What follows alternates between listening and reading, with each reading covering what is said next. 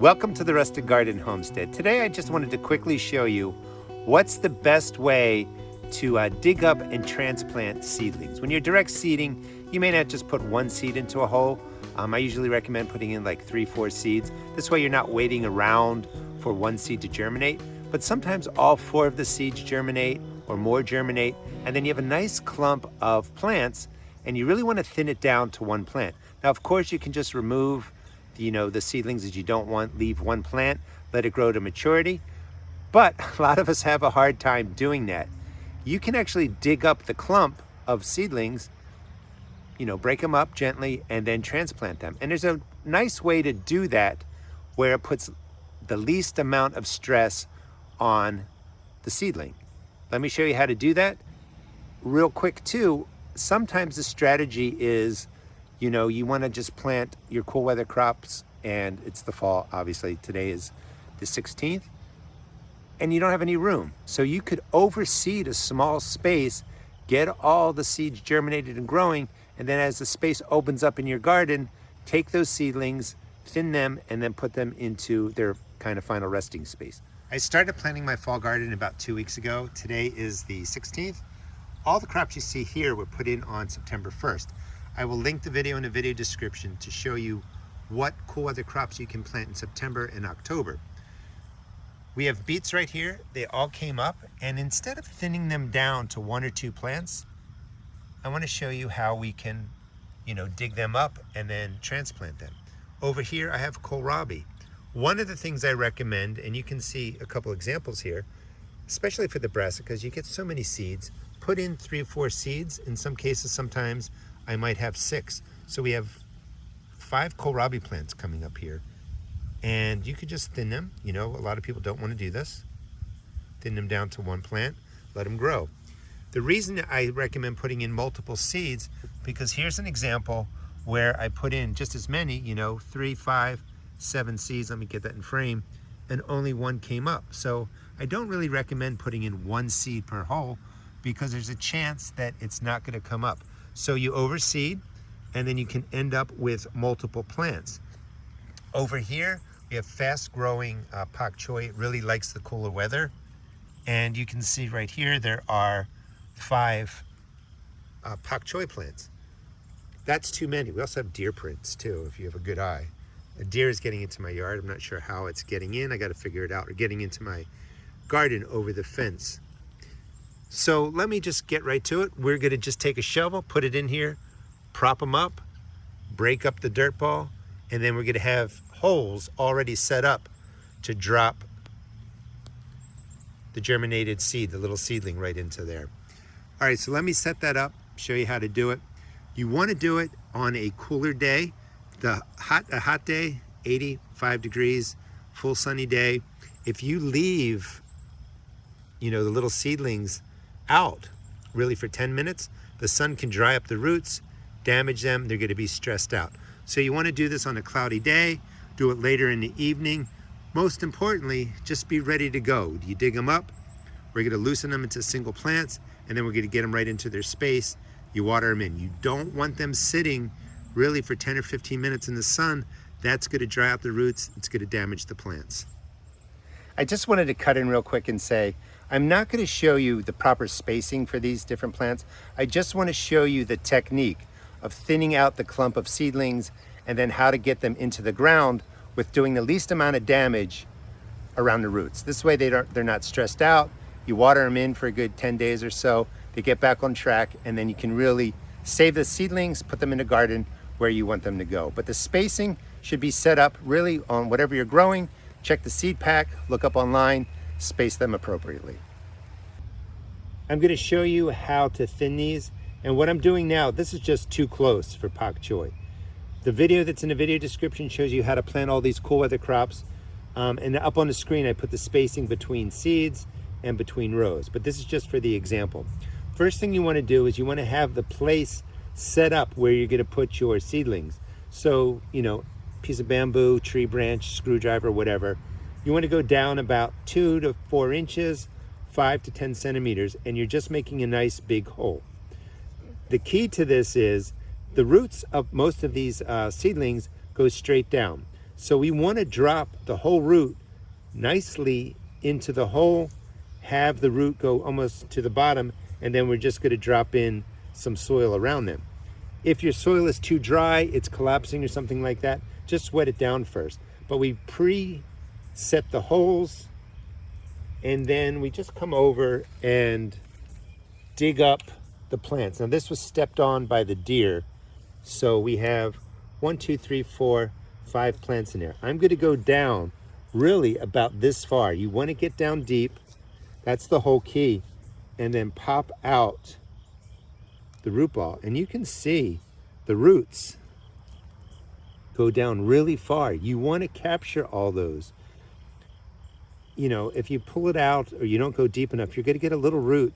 It's not going to support the upper growth. So we get the upper root, and then we gently break up the dirt ball.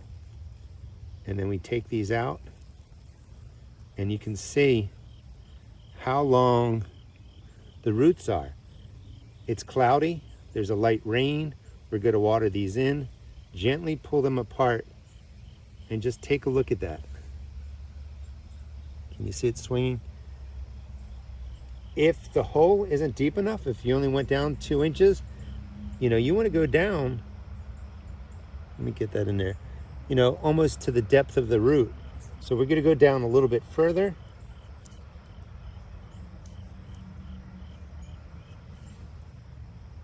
And again, you would set up the spacing for whatever the plant is. And I'm just making sure this hole goes down nicely. Now the hole doesn't have to be the full length of the root. As long as the root stays intact, it's going to bring in nutrients and it's going to bring in water. So we're going to drop it in to the depth we want. And then we're just going to take some soil and drop it in. Nothing fancy. And we did that all within like a minute or so, minus me talking, it would be quicker. You don't want, here's one that's smaller. I may not use that one. There's a nice one. I'm going to keep that one. You're not going to be able to keep all of them. That's going to go into this hole. And you can get the idea that if it was really sunny and hot, and these are sitting here while I'm talking, the roots are going to dry out and get damaged by the sun. So we have that set up. Drop it in. Drop in the soil. Press it in. And then I'm going to go through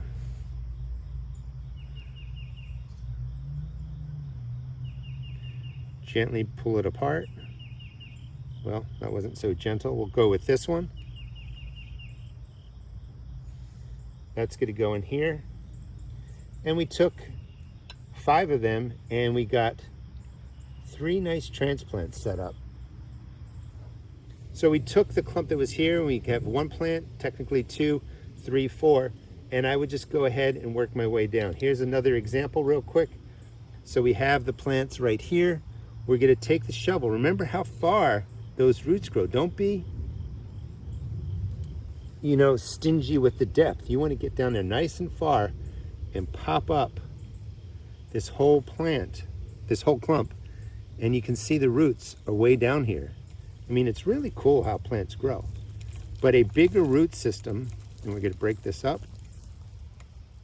So you want to just make sure that you do get down deeply and get the roots. When you're breaking up the root ball, like these all got broken off, you have to be really careful.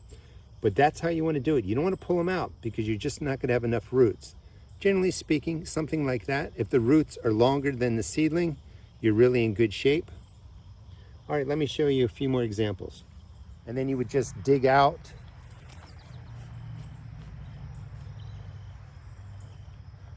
the clump of plants like this, carry this over to where they're going to go into the ground and, you know, break up the root ball there. So we're going to try and do this here. And you want to just gently break it up so that you can get as much as the root as possible. And that's pretty good. You know, the roots are intact. They go all the way down. Doesn't look like it tore anything. And Again, let's just put the hole right here, make sure. Well, let's put it, trying to get it in this camera. Let's put it right here. Going down far enough that it's as long as the depth, like that. And then we just drop it in straight. You can collapse the soil around it. You could add soil to it. And that's the perfect way to take care of these transplants or these seedlings. The root systems are going to vary for how long they are depending on what you're growing and how long they're growing. You want to do this really probably somewhere between 10 and 14 days. Anything past that, the root systems are just going to go really deep and be spread out. So you want to get them when they're kind of young and just move them into the final space that they're going to go. And I would just make the hole. This is where we took them out of. Take one of the kohlrabis and we're just going to drop it right in there. And I would go through, thin these all out, get them to where I want to go. Well, it looks like these did pretty good. Only 1 or 2 came up per. All right, there's more in there, so there's 4. So we're going to go down really far, probably always at least 4 inches, and that's 10 centimeters. And we're just going to go straight down, pop them up, and they're breaking up a little bit. And this is what they look like. The root is really that long, and that's what you're trying to do. Again, you're not going to be able to save everyone, but the goal is to get as much as the root intact and then create the planting hole that in this case probably is at least 3 or 4 inches deep. Let me set up the hole, drop that in. I just want to show you what the root should look like. So a nice long root, about the length of my finger. Set up the planting hole, drop this in. Push it in a little bit, and you can see, you know, that's all I'm really doing. And then take some soil, push it around.